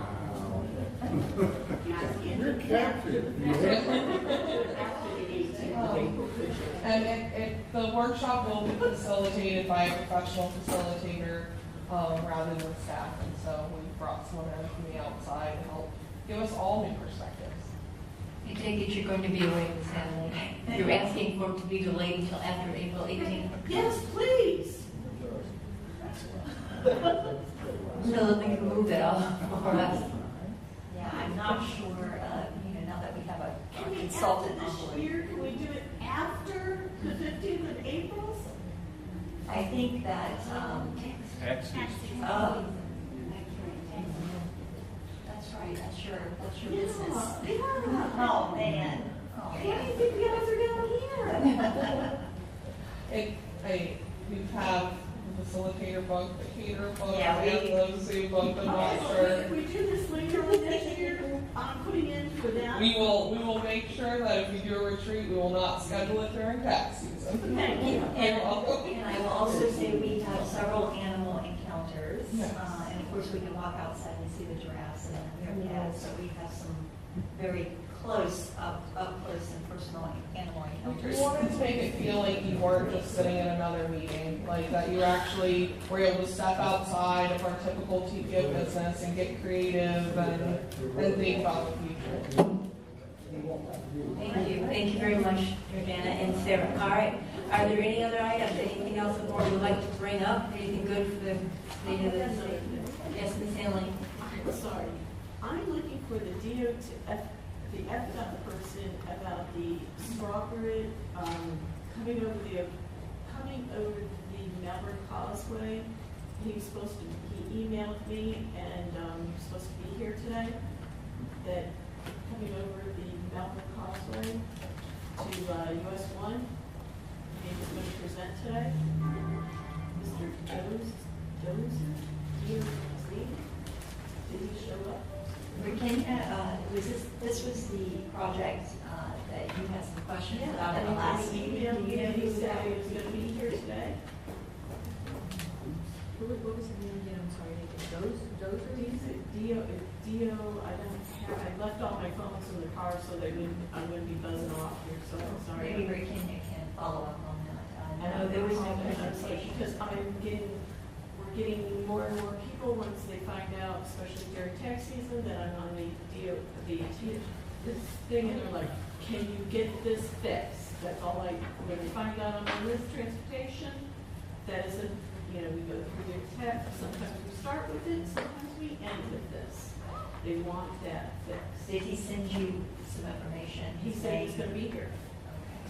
That's why I was asking. He was supposed to do a presentation. That's why I was like, I don't know anything about that. Just I'll have to visit. find out, is it someone that contacted you directly, like? yeah, email or phone. Yeah. Okay, I'll find out. Okay. I thought it was began with a D. I might be wrong with it, but I know somebody contacted me from FDOT and said they were going to be here. Okay. They'll do the follow-up with you. Okay. Mr. Googleman. I was just going to say, just as a follow-up to Councilmember Hanley, that intersection seems to be getting worse for some reason. When I came over the bridge from Indian Atlantic the other day, traffic was backed up from US 1 all the way to the beach side of the overpass. And it's only one lane to get through that US 1 intersection. I was there this morning. I can go to the beach side there. It's just gotten really. It's a definite. It's like the signage is awful there to figure out where. If you want to go straight, you don't know where you're going. Okay. We want to get that fixed. All right. Thank you very, very much. Is there a motion to adjourn? I think we can just get up. Probably we don't have a quorum. Mr. Jordan, can you give me 5 minutes? Yes.